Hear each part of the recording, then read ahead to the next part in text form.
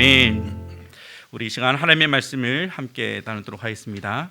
신약성경 갈라디아서 2장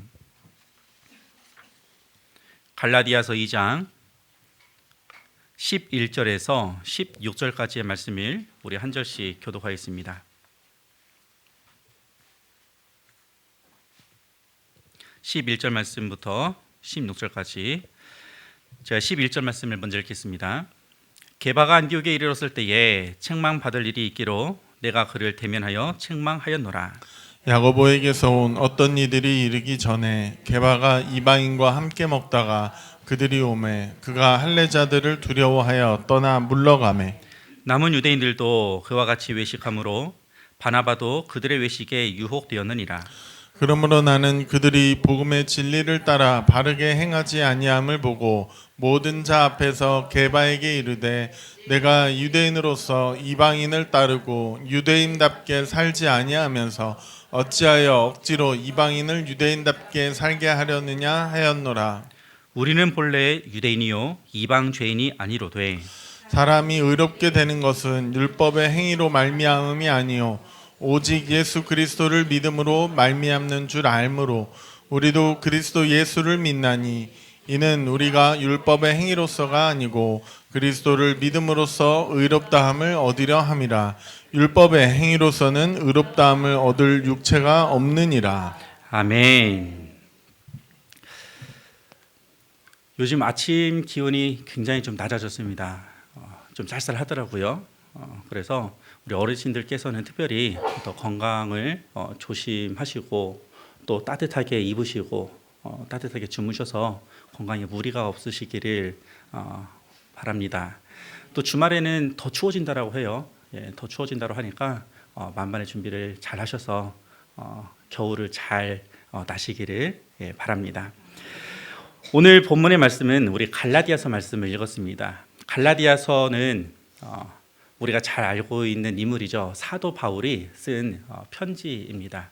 편지의 형식을 띠고 있고요. 그리고 그 편지의 대상은 갈라디아 지역 가운데 있는 교회가 됩니다. 갈라디아서를 언제 썼느냐라는 이러한 시기에 대해서는 학자들마다 의견이 조금 분분하더라고요. 어떠한 학자는 사도 바울이 2차 전도 여행 중에 갈라디아서를 썼다 이렇게 이야기를 하시는 학자도 있고 또 어떠한 학자는 3차 전도 여행 중에 갈라디아를 썼다 이렇게 이야기를 하는 학자도 있습니다.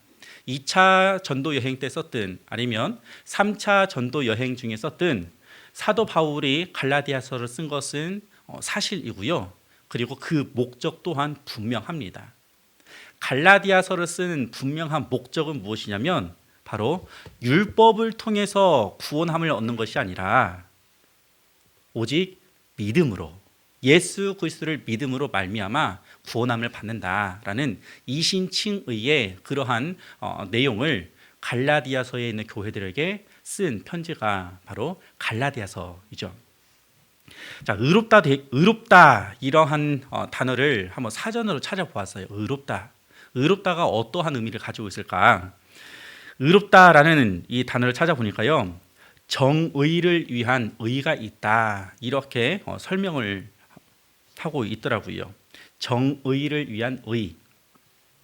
사람이 의롭게 된다. 이것은 내가 무엇을 어떻게 해서든지 아니면 어떤 행동을 해서든지 내가 의롭다라고 판정을 받는 그러한 모습을 성경에서 의롭다라고 이야기를 하는 것은 아닙니다. 성경 가운데에서 하나님께서 너는 의로워라고 선언하는 것이 의롭다, 성경에서 말하고 있는 사람이 의롭게 된다에 해당이 되어지는 내용이에요. 의미인 것이죠. 그러니까 내가 어떠한 행동을 해서 내가 어떠한 활동을 해가지고 저 사람 참 의로워, 저 사람에게 다른 사람에게 그렇게 불려질 수도 있겠지만 그거는 성경적 의미가 아니라 사람이 의롭게 되는 것은 하나님께서 우리를 바라보시면서 그 사람을 바라보시면서 너는 의로워 이렇게 재판장이 땅땅땅 선언하는 것과 같이 하나님께서 의롭다라고 선언하시는 것이 성경에서 말하는 사람이 의롭다라는 그러한 의미가 되는 것이죠. 그런데 한번 생각을 해봅시다. 사람이 의롭다, 하나님께서 아무리 의롭다라고 이야기를 하시지만 내 자신을 들여다보았을 때에 죄가 생각나는 거가 있지 않습니까? 그렇잖아요. 오늘 아침에도 저는 아이들에게 화를 내고 왔어요. 야 하면서 매 시간마다 아니면 매 분초마다 우리를 늘 따라다니는 것이 죄의 모습이에요. 죄의 그림자이고요. 어떠한 분은 죄의 사슬을 발목에다가 메고 끌고 다닌다 이렇게 표현을 하더라고요. 이처럼 이 죄의 모습이 우리를 떠나지를 않는데 도대체 하나님께서 우리를 바라보시면서 이 죄 많은 나를 왜 의롭다라고 말씀하실까? 앞뒤가 맞지 않잖아요. 그렇지 않습니까? 적어도 내가 바라볼 때, 내 자신을 바라볼 때 죄의 모습이 최소한의 모습 아니면은 거의 없다라고 생각이 되어지면 하나님께서 그렇게 말씀하시는 것이 이해가 돼요. 아, 내가 좀 그렇으니까요. 그런데 내가 내 자신을 봐도 죄의 모습이 있는데 그 죄의 모습을 나는 기억을 하고 있는데 어떻게 하나님께서는 죄 많은 나를 바라보시면서 죄가 없다라고 말씀하실 수 있을까? 그것은 예수 그리스도께서 이 땅 가운데 오심을 통해서 그 십자가 사역을 통해서 그동안의 율법이 아니라 예수 그리스도를 믿음으로 말미암아 구원을 얻게 되기 때문이죠. 믿으십니까? 아멘이죠. 제가 대학교에 다닐 때요 시험을 봤어요. 전 대학교 때 이제 사회복지를 전공을 했거든요. 근데 사회복지 이제 법제 과목을 시험을 보는데 그 교수님이 소문으로는 어떠한 소문이면 점수가 짜다 이러한 소문이 자자한 교수님이셨어요. 그리고 이제 학기 중에 쪽지 시험을 보는데 쪽지 시험을 보는 것도 뭔가 조금 달라요. 그래서 이제 이 교수님 없이 그리고 이 조교 없이 자유롭게 시험을 보는데 자유롭게 시험을 보면 자연스럽게 이제 다른 친구들이 어떻게 썼는지 보게 되잖아요. 서로 이제 이야기를 하면서 보는 거예요. 근데 이야기를 하면서 이 시험을 보는데 내용이 거의 비슷해요. 아, 이러한 방향으로 쓰는 거구나. 이제 분위기가. 그래서 이제 쪽지 시험을 봤습니다. 그런데 저는 조금 달랐어요. 이거가 아닌 것 같은데 해가지고 비록 짧게 썼지만 다른 방향으로 썼어요. 그리고 이제 기말 시험이 됐습니다. 기말 시험 같은 경우에는 이제 관리 감독이 있기 때문에 이제 상의할 수도 없고 볼 수도 없잖아요. 그래서 시험 문제를 보면서 나름대로 이렇게 썼어요. 이게 나름대로 쓰고 이제 종강을 하고 나서 시험 결과가 나왔는데 성적이 나왔는데 이제 서로 친구들끼리 물어보잖아요. 그 과목에서 뭐가 나왔냐 이렇게 물어보는데 대부분이 잘 하면은 B 아니면은 C 심지어는 D. 그러니까 절반 이하가 C 이하인 거예요. 그 과목에 있어서는. 제가 절대로 공부를 잘했습니다. 이거를 이야기하는 건 아니고요. 그 과목에 대해서만 이야기를 하는 거예요. 그 과목에 대해서만. 근데 그 과목에서 2명인가 3명이 A가 나왔는데 그 중에 제가 들어가 있더라고요.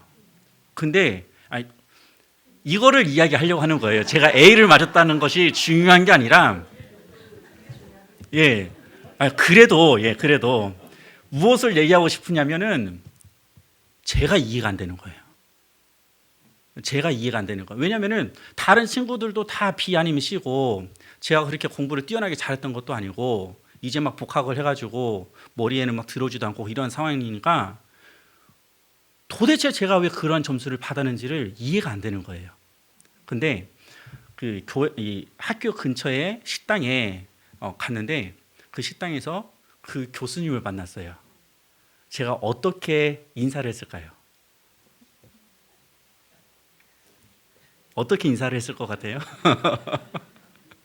궁금하지 않으세요? 감사합니다 이렇게 인사를 했을까요? 저한테 왜 그 점수를 주셨어요? 네, 이렇게 물어봤어요. 왜냐하면 이해가 되질 않았거든요. 근데 아마도 짐작컨대 쪽지 시험을 생각을 해보건대 다른 친구들이 썼던 그러한 내용보다도 나름대로 저 생각을 이렇게 표현을 했던 거가 교수님의 의도성하고 조금 더 맞지 않았나 이렇게 짐작은 해볼 수가 있지만 그 시험 결과에 대해서 확신도 없고 왜 그런 점수를 받았는지도 모르고 저로서는 의아했어요. 교수님만 아시죠? 교수님이 어떤 생각으로 어떤 판단으로 그런 점수를 주셨는지. 이거와 똑같지는 않지만 비슷한 맥락 가운데에서 우리 죄 많잖아요. 우리 죄가 너무나도 많잖아요. 다른 이들한테, 다른 사람들한테 말하지 못하는 나만 알고 있는 죄가 얼마나 많이 있습니까? 그럼에도 불구하고 하나님께서는 어떻게 말씀하신다라고요? 넌 죄가 없어. 의로워. 이렇게 말씀하신다라고요. 이게 우리 인간으로서는 도저히 이해가 되지 않고 인정이 되지 않는 그러한 부분으로 연결이 되는 거예요. 그러니까 어떠한 모습이 자연스럽게 따라오냐면 이해가 되지 않고 인정되지 않지. 그러니까 이렇게 해야 돼라고 율법적인 요소가 따라오게 되는 거죠. 사실 예수님께서 이 땅 가운데 오시기 전에 하나님께 의롭다라고 인정을 받는 방법 혹은 구원을 받는 유일한 이 방법은 무엇이냐면 율법을 지켜 행하는 것입니다. 구약 성경 가운데서 말하고 있는 율법, 하나님께서 알려주신 그 율법을 지키고 행하는 것이 하나님께 나아가고 하나님께 의롭다라고 칭함을 받고 구원을 받을 수 있는 유일한 방법이었어요. 근데 우리가 지금 예선을 하고 있는 과정 가운데에서 계속해서 살펴보고 있듯이 이스라엘이 나라가 나누어져서도 북이스라엘이 죄악의 길로 가고 남유다 역시 죄악의 길로 가잖아요. 죄악의 길로 간다라는 것은 율법을 떠나는 거예요.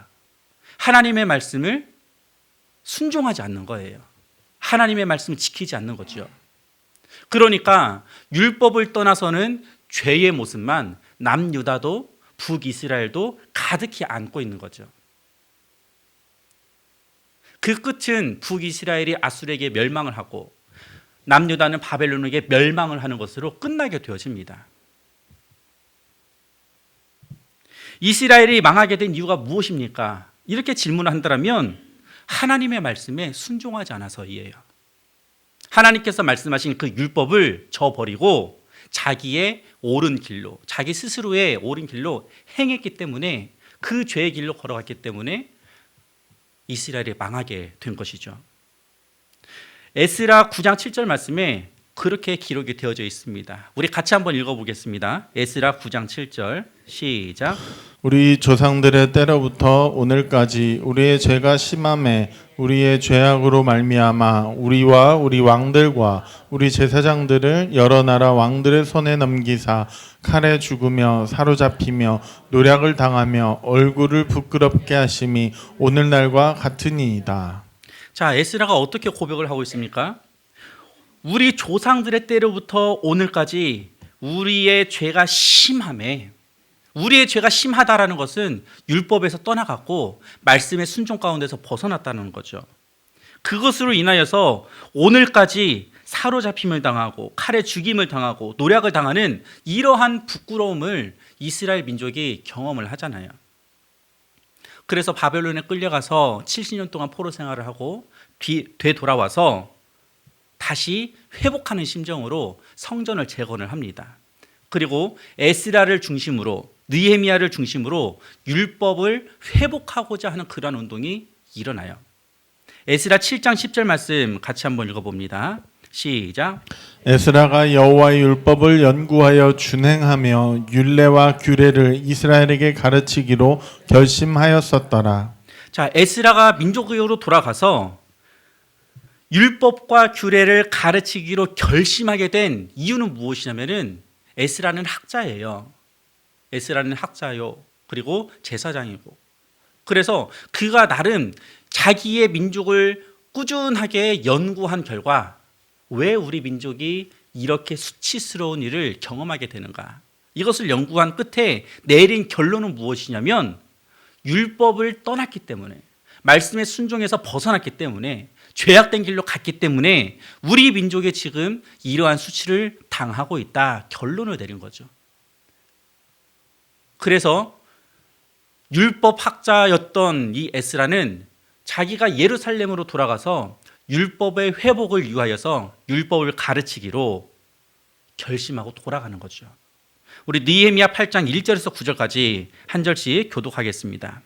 이스라엘 자손이 자기들의 성읍에 거주하였더니 일곱째 달에 이르러 모든 백성이 일제히 수문 앞 광장에 모여 학사 에스라에게 여호와께서 이스라엘에게 명령하신 모세의 율법책을 가져오기를 청하매 일곱째 달 초하루에 제사장 에스라가 율법책을 가지고 회중 앞 곧 남자나 여자나 알아들을 만한 모든 사람 앞에 이르러 수문 앞 광장에서 새벽부터 정오까지 남자나 여자나 알아들을 만한 모든 사람 앞에서 읽음에 뭇 백성이 그 율법책에 귀를 기울였는데 그때 학사 에스라가 특별히 지은 나무 강단에 서고 그의 곁 오른쪽에 선 자는 마띠다와 스마와 아나야와 우리야와 힐기야와 마아세야요.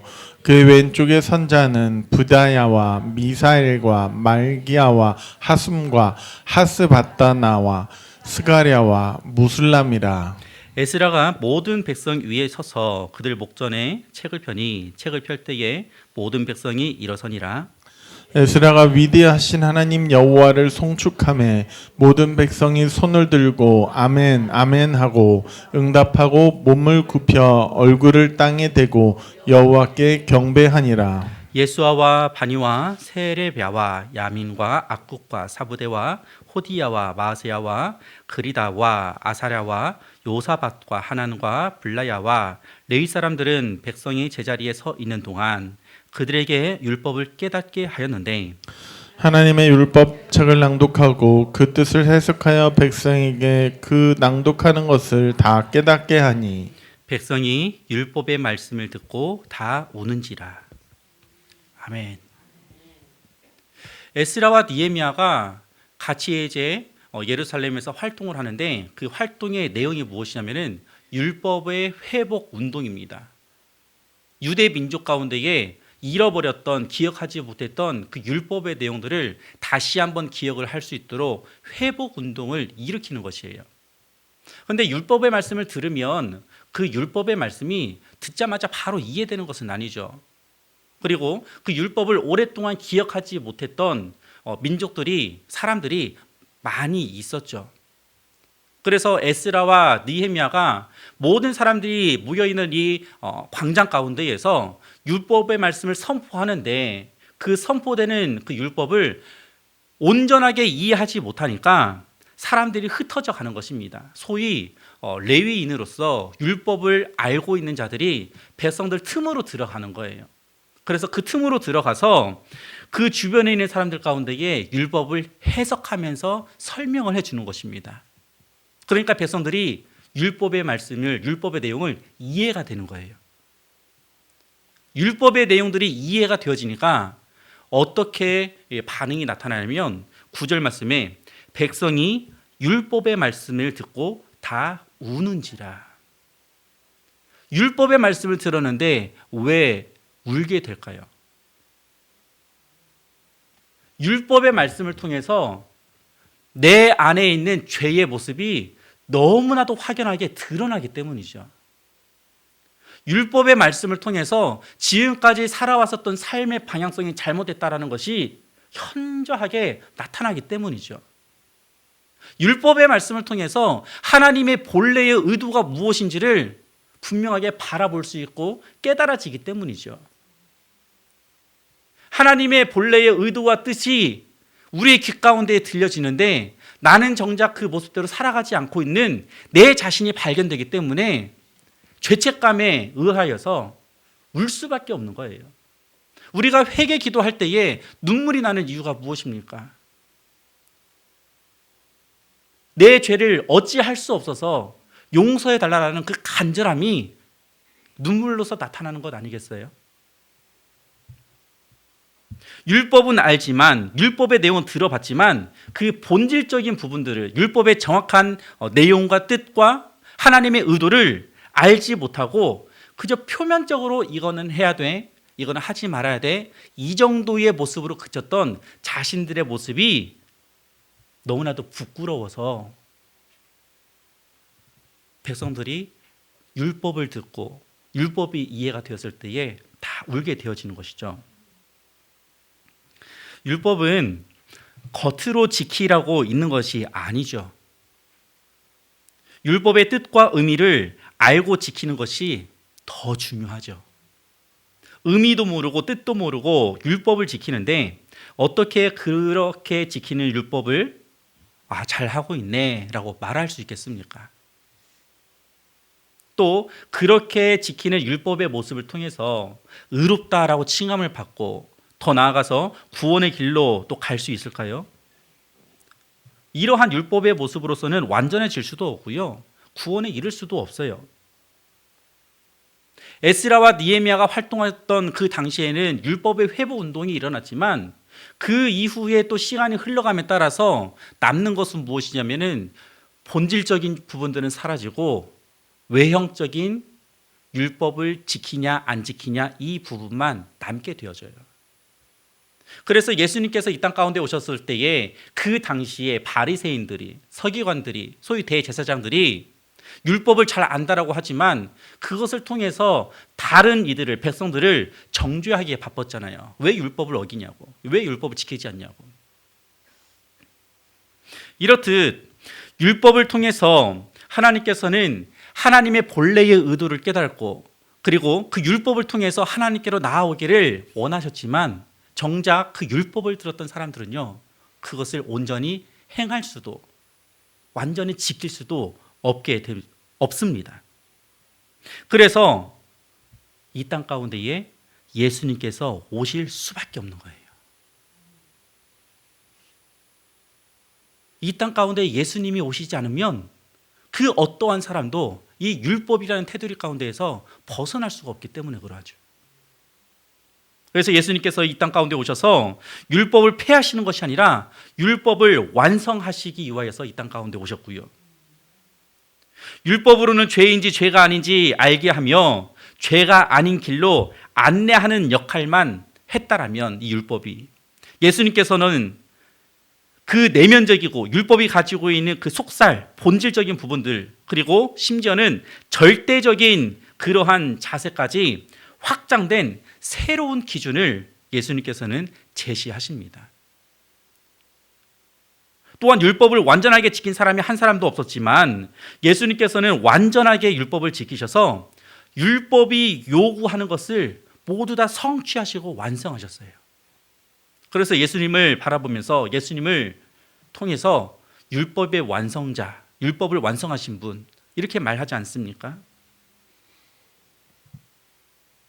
이 세상에 있는 사람들은 율법을 한 사람도 완전하게 지킨 사람이 없는데 예수님께서는 율법이 요구하는 것, 율법이 말하는 것을 완벽하게 다 성취하셨어요. 그리고 더 중요한 거, 그리고 난 이후에 그 예수 그리스도를 믿기만 하면 구원을 받게 됩니다. 이것은 사람이 이야기를 하는 것이 아니라 하나님께서 그렇게 인정하시겠다는 거예요. 사도행전 16장 31절 말씀, 우리가 잘 알고 있는 말씀인데 다 같이 한번 읽어보도록 하겠습니다. 시작. 이르되 주 예수를 믿으라. 그리하면 너와 내 집이 구원을 받으리라 하고. 아멘. 주 예수를 믿으라. 그리하면 너와 내 집이 구원을 받으리라. 구원을 받을 수 있는 그 유일한 방법이 무엇이냐면 예수 그리스도를 믿는 거예요. 믿으십니까? 아멘. 그 예수 그리스도를 믿는 것만이 유일하게 구원을 받을 수 있는 길로 하나님께서 우리 가운데 알려주셨습니다.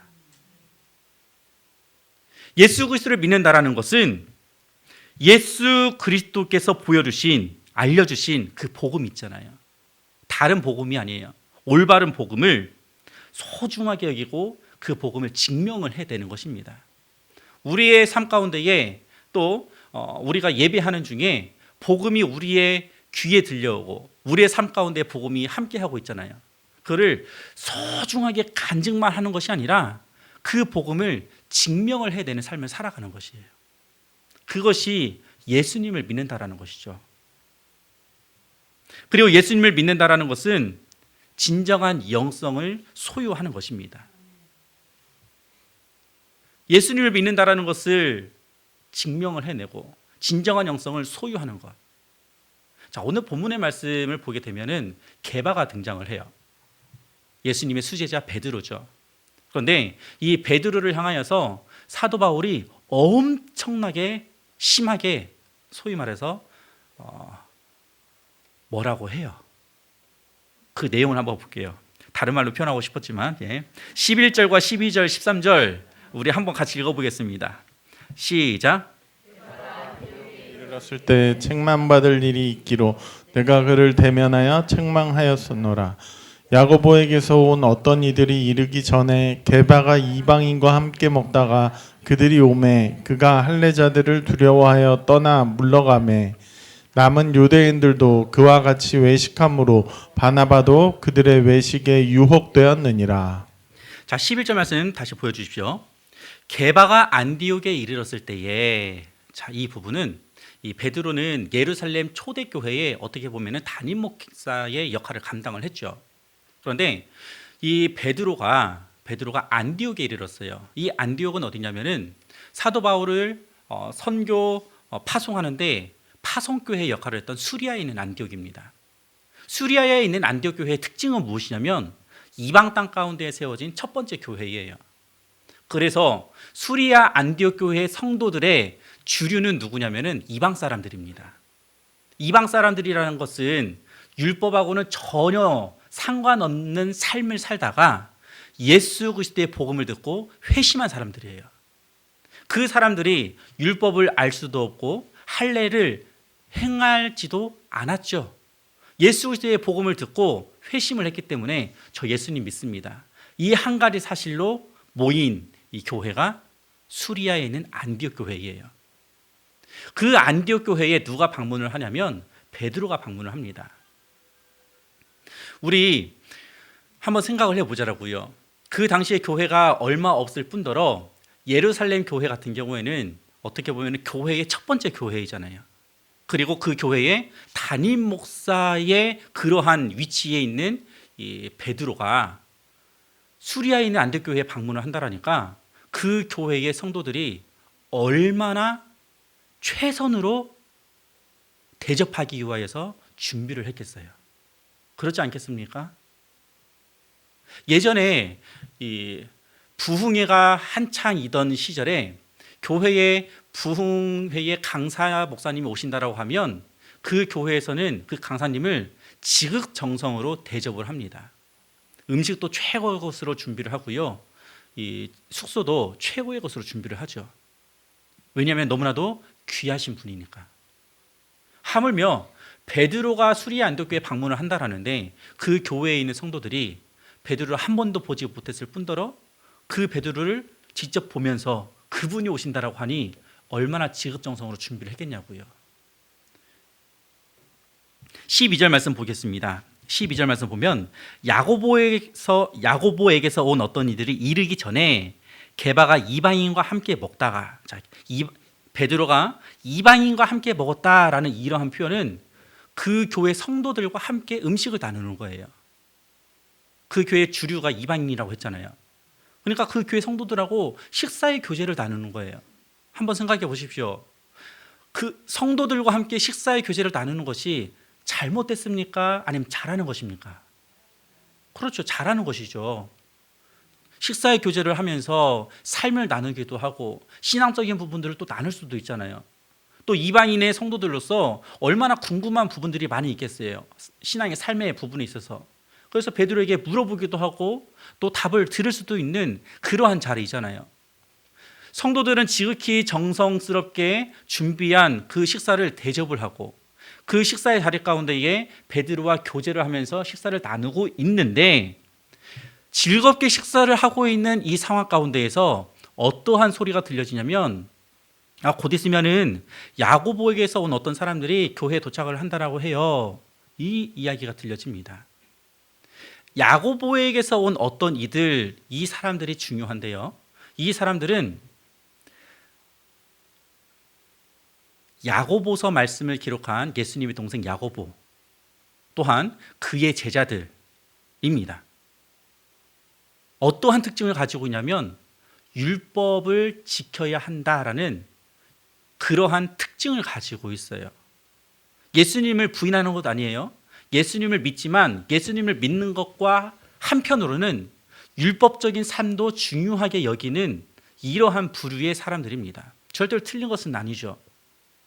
그런데 그 야고보의 제자들이 온다라는 소식이 들려지니까 베드로가 지금 성도들과 교제를 하다가 식사 교제를 하다가 자리에서 펄떡 일어나서 도망가 버리는 거예요. 왜 그럴까요? 1번, 1번, 객관식이에요. 1번, 그 사람들이 오면 그 식사에 자기가 먹던 그 식사량이 부족해지니까 남겨두기 위해서 도망을 갔다. 2번, 그 사람들이 오면 자기에게 뭐라고 할 것 같아서 도망을 갔다. 3번 없습니다. 몇 번일까요? 맞아요. 2번이에요. 율법을 중요시하게 여기는 그 무리들이 이방인과 식사의 교제를 하고 있는 이 현장을 바라보면 분명하게 자기에게 뭐라고 해요. 율법에 의하면 이방인과 유대인은 같이 할 수 없는데 왜 이방인과 같이 식사를 하냐고. 책망받을 것이 두려워서 그 자리를 벗어나게 되어집니다. 그게 12절 후반이죠. 그들이 오매 그가 할례자들을 두려워하여 떠나 물러가매. 할례자들, 율법을 중요하는 사람들. 근데 13절 말씀 보니까요. 남은 유대인들도 그와 같이 외식함으로. 베드로하고 같이 식사를 교제를 하는데 베드로 혼자만 거기 있는 게 아니라 베드로와 함께한 일행들도 같이 식사를 하고 있거든요. 거기에는 특별히 누가 언급이 되냐면 바나바라는 이름도 언급이 되어져요. 교회의 리더인 바나바 같은 경우는 수리아 안독 교회의 담임 목회자이거든요. 그런데 그러한 분조차도 할례자들이 온다라는 이 소식 가운데에 그 자리를 박차고 떠나가 버리는 것입니다. 그러면 한번 생각을 해보십시오. 즐겁게 교제하고 식사를 하고 있는데 베드로가 갑자기 후다닥 도망가요. 베드로와 함께한 일행들도 도망가요. 그러면 남아있는 성도들의 마음은 어떨까요? 우리가 뭔가 크게 잘못하고 있나 이런 죄책감이 들지 않겠습니까? 저 사람들과 우리는 어쩔 수 없이 다르구나 이러한 마음이 들지 않겠어요? 그 부분을 사도 바울이 지금 정확하게 지적을 하고 있는 거예요. 구원은 오직 예수 그리스도를 믿음으로 말미암아 얻는 것인데 왜 율법을 강요하느냐? 왜 율법을 따르라고 하느냐? 베드로의 모습을 볼 때에 분명하게 성도들과 함께 즐겁게 교제하면서 식사를 나누고 있는데 할례자들이 온다라는 소식 가운데 도망가 버리면 너는 분명하게 외식하는 거다. 그렇지 않습니까? 베드로는 복음을 아는 것과 복음을 증명해내는 것을 이방인들로 하여금, 이방인 성도들로 하여금 혼동을 주고 있어요. 분명 복음은 예수 그리스도를 믿는 그 믿음인데 그 믿음을 증명을 해내는 것은 삶의 율법적인 요소가 들어가야만 하는 거구나. 이러한 혼동을 주고 있는 것이죠. 사도 바울은 이 모습을 분명하게 책망하면서 자기도 지키지 않는 율법을 다른 이들에게 지키도록 강요해서는 안 된다라고 이야기를 합니다. 또한 율법으로 구원에 이르는 것이 아니라 오직 예수 그리스도를 믿음으로 말미암아 구원에 이르는 것임을 확신 있게 강조하고 있는 것이죠. 복음에 대해서 정확하게 아는 것과 복음을 따르고 실천하는 것은 매우 중요합니다. 오늘날 한국 교회가 많이 침체되었다 이러한 이야기들을 많이 하죠. 그래서 침체된 이유를 찾아보면 여러 가지가 있겠습니다만은 어떠한 분은 이렇게 이야기를 하시는 분도 있더라고요. 그분이 한 이야기를 잠깐 들려드리면 교회가 바른 복음을 잃어버린 데 있다고 생각을 한다. 일단 교회에 출석하는 사람은 모두 그리스도인으로 생각하기 때문에 교회 안에서 오랫동안 십자가와 복음이 선포되지 않았다. 그 결과 진정한 회심 없이 기독교 문화만 남은 꼴이 되고 말았다. 이렇게 진단을 하시는 분이 계십니다. 또 영성에 대해서는 이렇게 이야기를 하더라고요. 어떤 사람은 기도원에서 기도를 오래 하는 것이 영성에 좋아지는 것으로 생각하고, 또 어떤 경우에는 단계로 된 성경 공부를 많이 하는 것이 영성이 좋아지는 길이라 생각을 한다. 그러나 진정한 영성은 성령으로 나의 성품과 기질이 변화하는 것이며 다른 사람들과의 관계가 변하는 것이다. 그리스도인들의 진정한 영성은 삶의 변화에 있다. 어떻게 동의가 되십니까?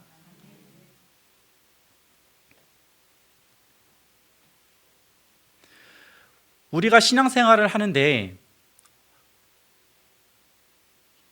유대인들처럼, 이스라엘 백성들처럼 율법적인 요소만 강조하는 그러한 신앙생활을 하게 된다면, 다시 말해서 율법이 가지고 있는 본질적인 의미는 찾지 아니하고 겉으로 보여지는 이거는 했어 안 했어 라는 형식의 그러한 신앙생활을 하게 된다면, 우리는 그들과, 이스라엘 백성들과 유대인들과 별반 다른 없는 그러한 신앙생활을 하고 있는 것이 분명합니다.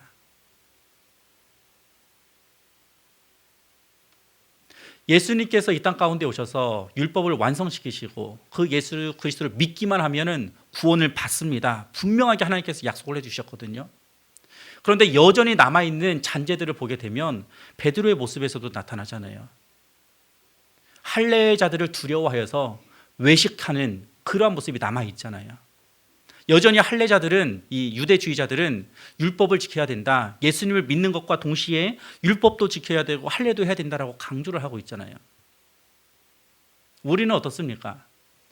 예수를 믿는다라고 믿음의 고백이 있지만 그러한 믿음의 고백보다도 외형적인 신앙생활의 모습만 강조했었던 것이 지난날에 우리 한국교회가 가지고 있었던 모습 아닐까요? 소위 듣기 싫어하는 좀 이 죄책감 때문에 예수 그리스도의 복음과 그 십자가의 메시지를 듣는 것을 거부했었던 것이 우리의 과거의 신앙의 모습 가운데에 고스란히 남아있지 않습니까? 그래서 신앙생활을 잘 하는 것은 예배에 열심히 참여하는 것이고, 헌금 생활을 열심히 하는 것이고, 봉사를 열심히 하는 것으로, 신앙생활을 잘하는 것으로 인정하는 것이 그동안의 분위기 아니었나요? 거기에는 본질이 누락이 되어져 있습니다. 예수 그리스도를 믿는다라는 그 예수 그리스도의 그 한 분, 그 바른 복음이 빠져버렸어요. 말씀을 맺도록 하겠습니다. 예수 그리스도를 믿는다라는 것은 내 삶을 예수 그리스도께 내어 맡기는 것임을 우리가 분명하게 기억하고 고백하기를 간절히 소망합니다. 예수 그리스도의 말씀이 나의 삶을 지배해야 하고 예수 그리스도의 말씀이 내 삶의 길이 되어야만 하는 것입니다. 그리고 내 내면 가운데에서 솟아오르는 기쁨으로 예수 그리스도의 말씀 가운데에 순종하면서 그분이 걸어가신 그 발자취를 따라가는 것이 예수 그리스도를 믿는 것입니다. 바라옵건대 이 자리 가운데 계시는 우리의 믿음의 선배님들이시잖아요. 우리 믿음의 선배님들께서 올바른 예수 그리스도를 믿는 그 모습을 끝까지 지켜주시고 보여주심을 통해서 그 모습을 보고 자라나가는 우리의 기성세대들과 그리고 우리의 다음 세대들이 우리 선배님들께서 걸어가신 그 믿음의 길을 다시 한번 걸어갈 수 있도록 그 자리를 끝까지 지켜주시기를 간절히 소망합니다. 이 시간 다 같이 함께 기도할 때에 예수 그리스도를 믿는 올바른 믿음을 통해서 바른 복음이 회복이 되어지고 진정한 말씀에 순종의 그러한 삶을 살아가게 하옵소서. 이러한 기도의 제목을 가지고 우리가 함께 합심으로 기도하도록 하겠습니다. 우리 주님의 이름 한번 부르짖고 함께 기도합니다. 주여, 거룩하신 하나님 아버지 감사합니다. 감사합니다. 예수를 믿는 부활의 믿음이 우리 안에 하나님 아버지 주여 예수 그리스도를 통한 진실한 믿음들이 아버지 그 순수한 믿음들이 우리 안에 주여 자리 잡게 하여 주시기를 원합니다. 아버지 하나님 우리 모든 삶을 주관하여 주셔서 하나님 주여 동심에 살아가며 또한 아버지 주여 옳은 일을 행하며 아버지 우리가 눈치를 살피는 일을 행치 않고 주 아버지 하나님 우리를 붙잡아 주시옵시고 아버지 하나님 우리가 정말 굳건한 아버지 신기를 가지고 굳건한 믿음과 의식을 가지고 이 신앙생활을 해나갈 수 있도록 아버지 하나님 역사하여 주시옵소서. 나를 위하여 생명을 버리신 예수 그리스도를 기억하며 나를 위하여 그 모든 것들을 내어주신 예수님을 기억하며 하나님 우리가 그 작은 것에 하나님 주여 매지 아니하게 하여 주시옵시고 작은 것에 우리의 마음이 신경 쓰이지 않게 하시고 아버지 무엇보다도 크신 아버지 예수 그리스도를 기억하며 우리 모든 삶을 살아갈 수 있도록 아버지 하나님 인도하시고 역사하여 주시옵소서. 주님을 의지하고 바라보며 아버지 기뻐하고 살아갈 수 있도록 주님의 은혜와 주의 성령을 주여 채워주시옵소서. 거룩하신 하나님 아버지, 오늘 말씀을 통하여서 외형적인 율법을 통해서는 결단코 주님 앞에 나아갈 수도 없고 하나님께 의롭다 칭함을 받을 수 없음을 다시 한번 바라보며 또한 생각하게 하여 주시니 감사합니다. 유대인들이 가지고 있었던 철저한 유대주의적, 율법주의적 신앙의 모습은 오히려 바른 복음 가운데 있는 성도들에게 좋지 않은 영향력을 주었고 또한 시험을 들게 하는 요소가 되었습니다. 심지어 베드로는 외식하는 모습을 통하여서 안디옥 교회 성도들 가운데에 커다란 상처를 주기도 했습니다. 혹여나 이러한 모습이 우리의 모습이 아닌지 겸손하게 생각을 해보게 되어집니다. 성령 하나님께서 우리의 마음을 다스려 주시기를 간절히 간구합니다. 외식적이고 외형적인 모습으로서 신앙생활을 하고 있었던 모습이 있다라면 주님 용서하여 주시고 우리의 마음 가운데에 진정한 예수 그리스도의 복음이 자리 잡을 수 있도록 큰 은혜를 베풀어 주옵소서. 우리의 삶을 주관하시고 다스리시는 하나님, 내 뜻대로 내 삶을 살아가는 것이 아니라 내 안에 계신 예수 그리스도를 바라보면서 그 예수 그리스도께서 걸어가셨던 발자취를 기쁨으로 따라가며 또한 이후 다음 세대들까지 우리의 발자취를 따라올 수 있도록 우리가 그 자리를 지켜내고 또한 그 역할을 잘 감당하기를 간절히 간구합니다. 우리 혼자의 힘으로서 스스로의 능력으로서 결단코 할 수 없음을 고백하오니 성령 하나님께서 붙들어 주셔서 끝까지 주님께서 걸어가셨던 그 길을 담대하게 걸어가게 하여 주시고 또한 기쁨으로 주님의 말씀 가운데에 순종하며 나아갈 수 있도록 우리의 삶을 지켜주시고 붙잡아 주옵소서. 이 시간 마을잔치 가운데 함께함을 감사하며 우리 이양수 님께서 주님 앞에 감사의 예물을 올려드립니다. 주님께서 이 예물을 기쁘게 받아주시고 또한 우리 모두의 삶 가운데에서 하나님을 바라보며 감사의 고백을 날마다 올려드릴 수 있도록 우리의 삶을 풍성하게 채워주시고 또한 풍성한 은혜를 내려주옵소서. 예수 그리스도의 이름으로 기도드립니다. 아멘. 하늘에 계신 우리 아버지여, 이름이 거룩히 여김을 받으시오며 나라가 임하시오며 뜻이 하늘에서 이루어진 것 같이 땅에서도 이루어지이다. 오늘날 우리에게 일용할 양식을 주옵시고 우리가 우리에게 죄 지은 자를 사하여 준 것 같이 우리 죄를 사하여 주옵시고 우리를 시험에 들게 하지 마옵시고 다만 악에서 구하옵소서. 대개 나라와 권세와 영광이 아버지께 영원히 있사옵나이다. 아멘.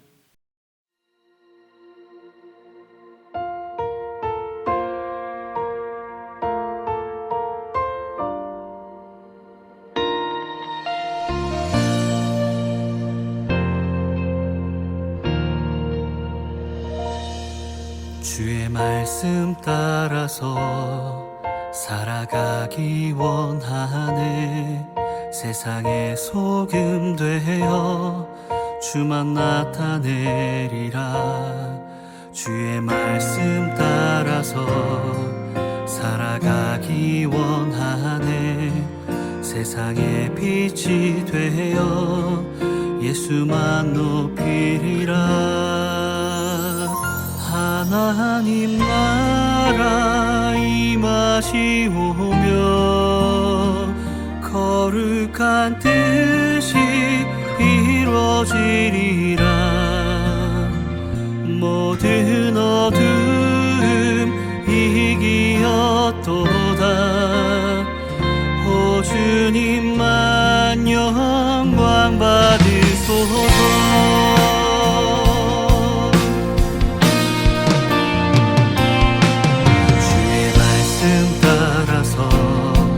살아가기 원하네. 세상의 소금 되어 주만 나타내리라. 주의 말씀 따라서 살아가기 원하네. 세상의 빛이 되어 예수만 높이리라. 하나님 나라 임하시오며 거룩한 뜻이 이루어지리라. 모든 어둠 이기었도다. 오 주님만 영광 받으소서. 하나님 나라 임하시오며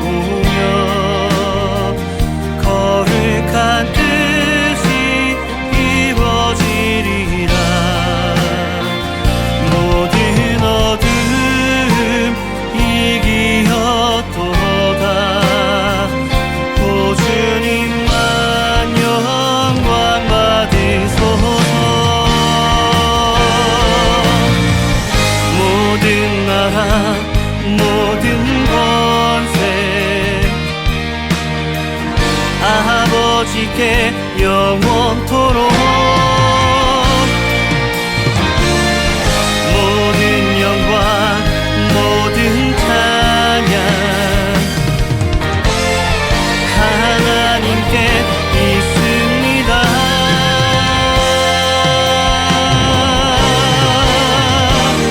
하나님 나라 임하시오며 거룩한 뜻이 이루어지리라. 모든 어둠 이기었도다. 오 주님만 영광 받으소서. 하나님